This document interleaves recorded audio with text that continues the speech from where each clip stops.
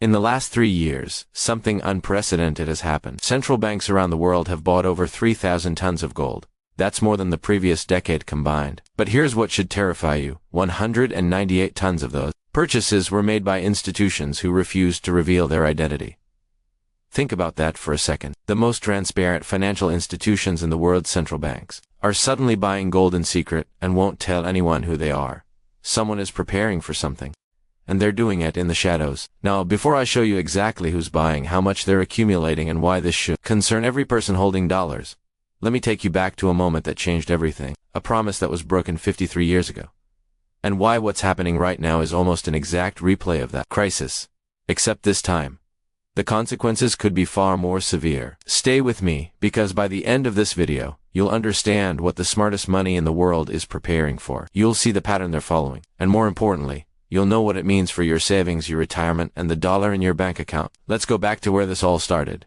The original sin, the Bretton Woods promise. Picture this. It's July 1944. World War II is still raging across Europe and the Pacific. And inside the Mount Washington Hotel in Bretton Woods, New Hampshire, 730 delegates from 44 nations are gathering in a gilded ballroom. Harry Dexter White is representing the U.S. Treasury Department. John Maynard Keynes is speaking for a bankrupt British Empire. And together, these men are designing the financial architecture that will govern the entire post-war world. The agreement they forged that summer seems beautifully simple, almost elegant. The dollar will be as good as gold, at $35 per ounce.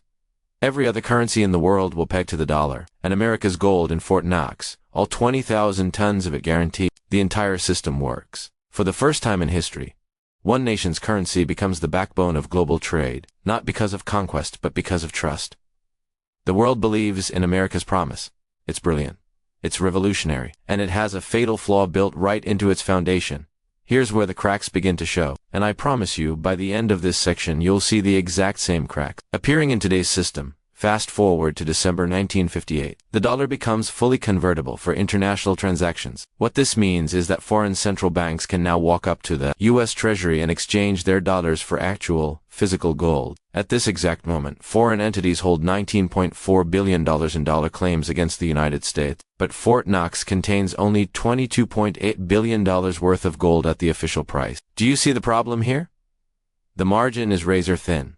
There's barely enough gold to back the promises we've made. And the entire world is about to figure that out. The French Rebellion then comes February 4, 1965. French President Charles de Gaulle holds a press conference at the Élysée Palace in Paris. And what he announces on live television changes everything. De Gaulle declares that France will begin converting its dollar reserves to gold. He stands there, in front of the world's cameras, and calls America's special currency status an exorbitant privilege. He's essentially saying, you print paper, we send you real goods, and somehow you get to run deficits forever while we accumulate your paper promises. This is not fair, and we're done playing this game. And then, France literally sends naval ships across the Atlantic Ocean to collect gold bars from the Federal Reserve Bank of New York. Over the next 3 years, France ships 191 million to the United States and receives actual gold bars in return.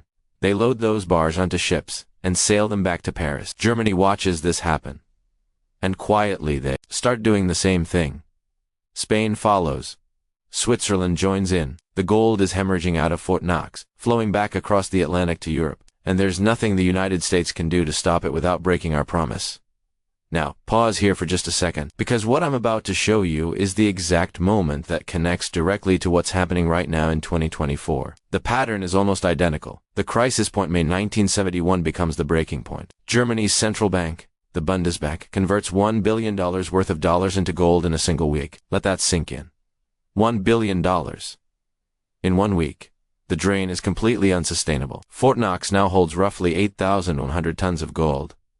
But foreign dollar claims exceed $80 billion. At the official price of $35 per ounce, that means foreign countries are holding claims worth nearly 3 times the value of all the gold we actually have. We're running out. And everyone knows it. In a closed-door meeting at Camp David on August 13, 1971, Treasury Secretary John Connally tells President Nixon something terrifying. We're going to run out of gold. And when we do, the entire system collapses. Nixon has a choice. Keep the promise and watch Fort Knox empty completely, or break the promise and hope the world accepts it. The break. The Nixon shock. 2 days later, August 15, 1971, at 9 p.m. Eastern Time, President Richard Nixon appears on television screens across America. In a 9-minute address, he announces, I have directed Secretary Connolly to suspend temporarily the convertibility of the dollar into gold or other reserve assets. He says it's temporary. He says it's necessary to protect America from international speculators. He says the system will stabilize and everything will return to normal. Notice that word, temporarily. 53 years later, that temporary suspension is still in place. The gold window never reopened. Within 72 hours, the price of gold begins climbing. By 1973, major currencies are floating freely against each other. The fixed exchange rate system is dead. By 1980, gold hits $800 per ounce, a 200% increase from the official Bretton Woods price. But here's what actually matters about that night. In 1971, central bankers in London, Paris, Bonn, Tokyo, and Beijing learned something they would never, ever forget. Never fully trust another nation's currency as your sole reserve asset, no matter how powerful that nation appears. For 27 years, the United States promised that dollars were as good as gold. And then, when tested, when countries actually showed up to collect, we changed the rules. That lesson went quiet for decades. The dollar remained dominant. America's military guaranteed global trade routes. The petrodollar system reinforced dollar demand. Network effects made the dollar indispensable. But that lesson never disappeared. It sat quietly in the institutional memory of central banks, from Beijing to Warsaw, from Moscow to New Delhi, waiting for the right moment to express itself. And in 2022, that moment arrived with explosive force. But before we get there, you need to see what happened in between, because the pattern reveals exactly what's coming next. The reversal, the selling era. For nearly 3 decades after Nixon closed the gold window, central banks treated gold like an embarrassing relic from a bygone era. They weren't buying it. They were actively selling it. May 7, 1999, Gordon Brown, Britain's Chancellor of the Exchequer, announces that the Bank of England will sell 395 tons of gold, more than half of what Britain is holding. The sales happen between July 1999 and March 2002. Britain gets an average price of $275 per ounce. The total proceeds, approximately $3.5 billion. The financial press applauds the move as modern and sophisticated. Economists argue that gold is a barbarous relic. Why hold a non-yielding metal when you could hold interest-bearing government bonds instead?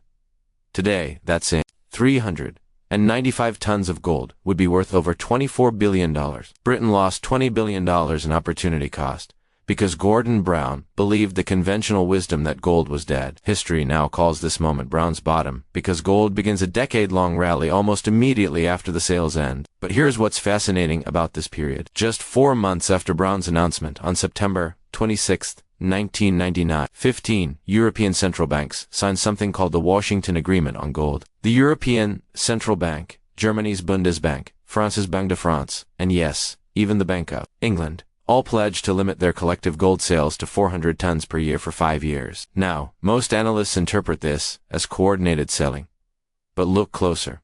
It's actually a ceiling, not a target. What they're really signaling is that unlimited, panicked selling is over. The Bundesbank holds 3,469 tons. The Banque de France holds 3,024 tons. They're not dumping gold anymore. They're managing it carefully, deliberately. Throughout the 1990s and into the 2000s, central banks collectively sell an average of 400 to 500 tons every single year. The conventional wisdom says gold is a dead asset in a world of sophisticated financial engineering, rising stock markets, and technological innovation. The great financial crisis changes everything. Then 2008 arrives. And it changes everything. The global financial system nearly collapses that fall. Lehman Brothers fails on September 15th. AIG needs emergency rescue. Bear Stearns is absorbed by JP Morgan. The entire commercial paper market freezes. The United States injects $700 billion through the TAR program. But that's just the beginning. The Federal Reserve, the European Central Bank, the Bank of England, the Bank of Japan, they all launch quantitative easing programs that will eventually total over $9 trillion in printed money. Interest rates drop to zero and stay there for nearly a decade. Government debt explodes as nations borrow to stabilize their economies. The U.S. debt to GDP ratio climbs past 100%. Japan's exceeds 200%.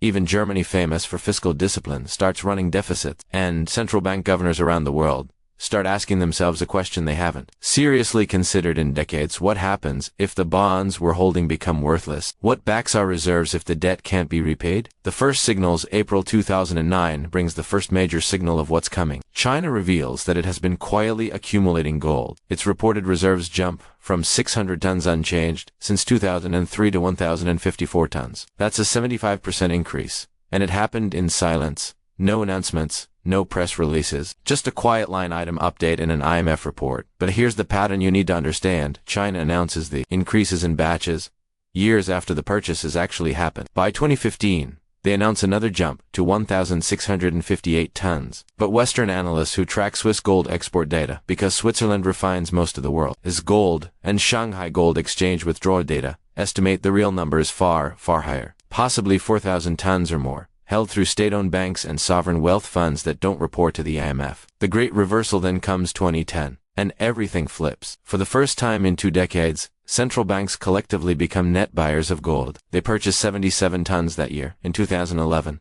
they buy 457 tons. And here's what matters most.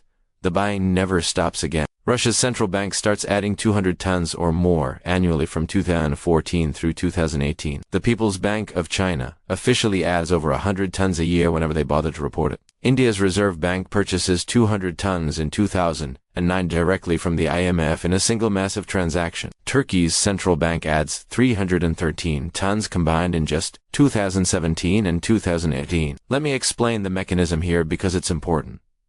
Central banks hold foreign exchange reserves. These are assets that back their currencies and are available for international transactions. Traditionally, they kept these reserves in U.S. Treasury bonds, German government bonds, Japanese government bonds, basically debt from stable countries. After 2008, with interest rates near zero, massive money printing everywhere, and debt to GDP ratios soaring past 100% in every major economy, central banks begin shifting a portion of these reserves into gold. They buy through commercial banks, through the London Bullion Market Association, or directly from gold-producing nations. The purchases often aren't announced immediately. They show up months later in quarterly IMF reports or national balance sheets. And here's the key insight. Gold requires no counterparty. It can't default. It can't be sanctioned. And it can't be printed into worthlessness. You're trading yield-bearing but potentially risky foreign debt for a non-yielding but indestructible asset. Retention hook, but nothing. And I mean absolutely nothing prepared the world for what happened in 2022. This is where the story becomes genuinely alarming. The acceleration. The $300 billion lesson. February 24th, 2022. Russia invades Ukraine. The world watches in shock as tanks roll across the border and missiles strike Kyiv. But what happens next changes the global monetary system forever. Within 72 hours, the United States, European Union, United Kingdom, Canada, and allies freeze approximately $300 billion in Russian central bank reserves. Read that again. $300 billion. Roughly half of Russia's total foreign exchange holdings gone, vanished, in 3 days. Held in New York banks, frozen.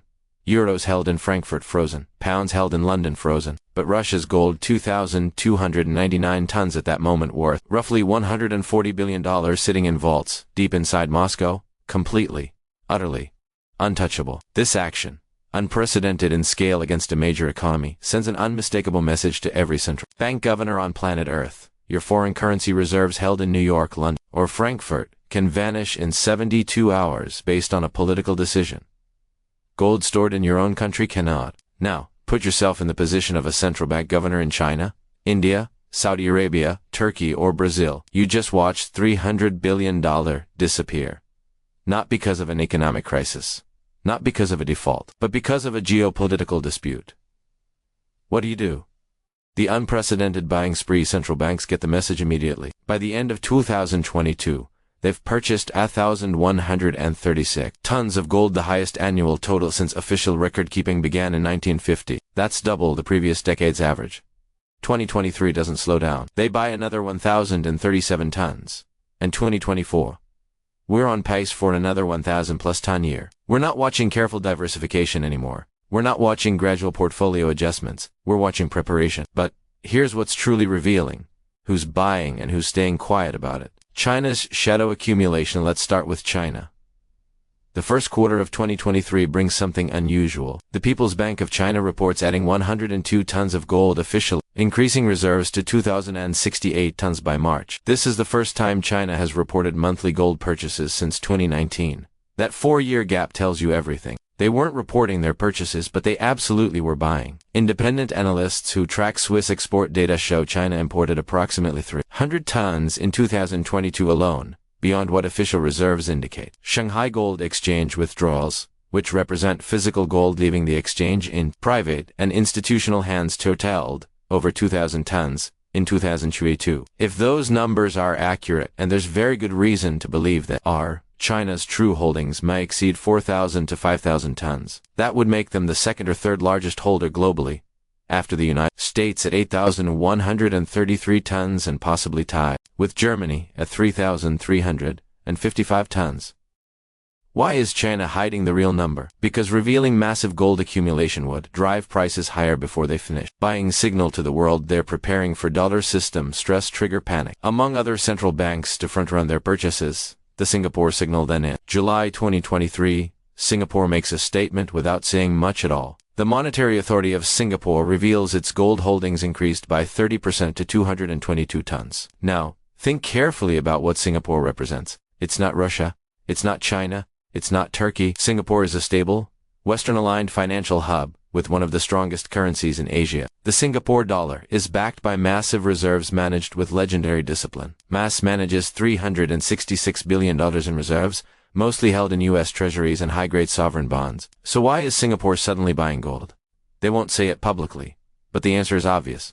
Portfolio diversification against long-term concentration risk in dollar-denominated assets. When even Singapore rock-solid conservative, Western-aligned Singapore is hedging against the dollar, that tells you something profound about what sophisticated institutions see coming. Poland's bold move. November 2023, Poland's National Bank announces it now holds 420 tons of gold, up from just 103 tons in 2018. Poland has quadrupled its gold reserves in 5 years, and Poland's central bank governor, Adam Glapiński, actually states publicly that the gold provides insurance and independence. He's saying the quiet part out loud. Insurance against what? Independence from what? Insurance against dollar system stress. Independence from relying solely on Western-controlled reserve assets. The mystery buyers. But here's the part that should genuinely alarm you. November 2023, the IMF reports that in the third quarter, central banks purchased 337 tons of gold, but only 139 tons came from identifiable, disclosed sources. That leaves 198 tons, nearly 60% of the total, purchased by central banks, who refuse to disclose their buying. Industry analysts speculate these are Middle Eastern sovereign wealth funds, Saudi Arabia's central bank, the UAE's central bank, Qatar, or additional Chinese purchases through state-owned banks that don't report directly to international authorities. The pattern is crystal clear. Major nations are accumulating gold quietly, deliberately, and they absolutely do not want markets or geopolitical rivals knowing exactly how much they're holding. The 2024 acceleration from January through September 2024, central banks have purchased 694 tons, putting us on pace for yet another 1,000+ ton year. Poland adds 90 tons, and now holds 420 total. Turkey adds 30 tons. India's Reserve Bank adds 27 tons. China officially adds 29 tons. But again, import data suggests the real number is much higher. Even the Czech National Bank, a small European institution managing just $11.3 billion in reserves, announces purchases of 6 tons. When even small European central banks are diversifying into gold, you're not watching isolated decisions by a few countries. You're watching a systemic shift in how the entire global financial system views reserve assets. The price doesn't matter anymore. But here's what's genuinely unusual about 2024, and this is where you need to pay very close attention. Gold reaches $2,500 per ounce in August, a record high. It briefly touches $2,685 in September. Historically, when gold prices surge, central bank buying slows because these institutions are price sensitive. They buy when gold is cheap and pause when it's expensive. Not this time. Turkey buys at $2,400 per ounce. Poland buys at $2,350. China continues accumulating above $2,300. The price has become secondary to the function they need gold to serve. And that tells you everything about what's really happening here. This isn't about investment returns. This isn't about making money on gold price appreciation. This is about the fundamental architecture of the monetary system itself. Tension hook. So who actually wins and loses as this plays out? And more importantly, what does this mean for you? Stay with me, because this next part is critical. What this means for you, the winners. Let's be completely direct about who wins in this shift. The winners are central banks in emerging and middle-income nations. Russia, China, India, Turkey, Poland, Singapore, the UAE, Saudi Arabia. These are countries outside the dollar's inner circle. They're gaining both geopolitical negotiating leverage and genuine reserve diversification. If dollar dominance erodes gradually over the next 10 or 20 years, and that's increasingly likely, they're positioned to weather that transition without catastrophic currency crisis. Gold mining nations like Australia, Canada, Russia, South Africa, Ghana, and Peru benefit from sustained institutional demand that supports prices regardless of investment flows or economic cycles. And here's an interesting one. Citizens in high-inflation countries actually win. Turkish citizens, for example, privately hold an estimated 3,500 to 5,000 tons of gold in jewelry, coins, and bars accumulated over generations. When Turkey's central bank aggressively accumulates gold, it validates what the population already knows from lived experience. The lira is unreliable, and gold preserves wealth across generations and political crises. The losers, but there are clear, undeniable losers in this shift. The U.S. Treasury market loses marginal liquidity. Every dollar that central banks spend on gold is a dollar not being used to buy us Treasury bonds. When central banks diversify even just 5% to 10% of their reserves from bonds into gold, the marginal buyer supporting our $33 trillion in government debt weakens. That doesn't cause an immediate crisis, but it fundamentally changes the long-term math of how much debt the United States can issue at low interest rates. Dollar hegemony faces slow, steady erosion. Look, the dollar still completely dominates. 88% of foreign exchange transactions use dollars as of 2024. That's not changing overnight. The infrastructure is too deep. The network effects are too strong. But when central banks prepare for dollar system stress by holding gold, they're building infrastructure for a world where dollar dominance is meaningfully reduced.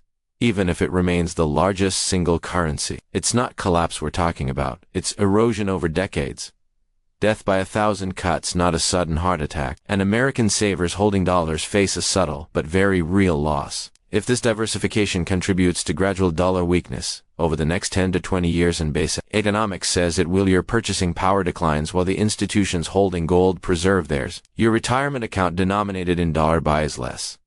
Their reserves denominated in gold by the same amount or more. It's a wealth transfer, happening in slow motion, from ordinary citizens to sovereign institutions. The warning, let me bring this full circle back to where we started. Remember that August evening in 1971, when President Nixon went on television and broke the promise our country had kept since Bretton Woods? He thought he was solving an immediate crisis, stopping the gold drain from Fort Knox, and he did solve that crisis, but he created a deeper, more fundamental question that took 50 years to fully form in the minds of central bankers worldwide. If currency isn't backed by gold anymore, what actually backs currency? The answer we've all lived with for 5 decades is trust, military power, and network effects. The dollar works because everyone believes it works, because our military guarantees global trade routes, and because the entire system is built around dollar transactions. But central banks buying 1,136 tons in 2022, 1,037 in 2023, and heading for another 1,000 in 2024, aren't panicking about that system.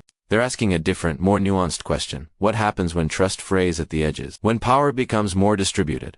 When the network starts to fragment into regional blocks? When $300 billion can vanish in 72 hours, based on a political decision? They're not rejecting the dollar. It's still the dominant reserve currency and will remain so for years, possibly decades. But they're preparing quietly, deliberately, systematically for the day after the next promise breaks, whenever that day comes. The personal implication: you and I can't do what central banks do. We can't buy hundreds of tons of gold and store it in sovereign vaults protected by military guards. But we can understand what they're seeing that makes them act this way. They're looking at $33 trillion in U.S. debt and rising. They're looking at $9 trillion printed in emergency liquidity during COVID. They're looking at unfunded liabilities in Social Security and Medicare exceeding $150 trillion. They're looking at how quickly $300 billion in Russian reserves vanished, and they're concluding that the probability of another systemic break, sometime in the next 10, 20, or 30 years, is high enough to justify moving billions of dollars from bonds into gold right now, even at record prices. That's not a prediction of imminent collapse. That's a recognition that the monetary system we've operated under since 1971 is entering a new phase one where the assumptions that held for 50 years might not hold for the next 50. The institutions with the longest time horizons and the most at stake are repositioning quietly. And they're telling us something profoundly important if we're willing to pay attention. The promise broke once before in 1971. Central banks around the world are making absolutely certain that when it breaks again, and history suggests they won't be the ones left holding paper promises, asking for gold that doesn't exist. The question you need to answer for yourself is simple. Will you? Drop a comment below with your thoughts. Are central banks right to prepare for this? And what are you doing to protect yourself? Hit that subscribe button because this story is far from over. I'll see you in the next one.